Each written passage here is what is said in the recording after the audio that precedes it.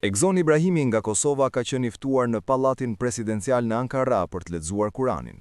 Ibrahimi ka njoftuar se me ftesë të presidentit Recep Tayyip Erdogan, ka qëndruar në Pallatin Presidencial në Ankara për të lexuar fjalën e Zotit, Kuranin. Me ftesë nga miku i madh i shqiptarëve, shkëlqësia e tij, presidenti Recep Tayyip Erdogan, në Pallatin Presidencial në Ankara për të lexuar fjalën e Zotit, ka shkruar Ibrahimi.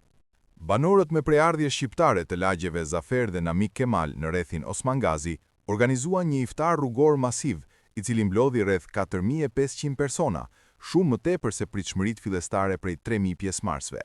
Tavolina gjigande e iftarit, e shtrirë për qindra metra, tërhoqi vëmendjen e banorëve dhe mysafirëve nga qyteti dhe zona të tjera dhe u dokumentua nga lart me dron.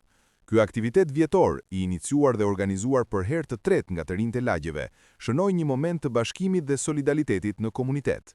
Rrugët u mbyllën për trafikul për të mundësuar vendosjen e tavolinave të gjata, ku të rinj, të moshuar, tregtar dhe student ndan agjerimin dhe bekimet e Ramazanit. Organizatorët theksuan se qëllimi i këtij eventi është të forcojë lidhjet brenda komunitetit, të ruajë traditat kulturore shqiptare në diasporë dhe të rikujtojë vlerat e fëqinjësisë dhe bashkëjetesës.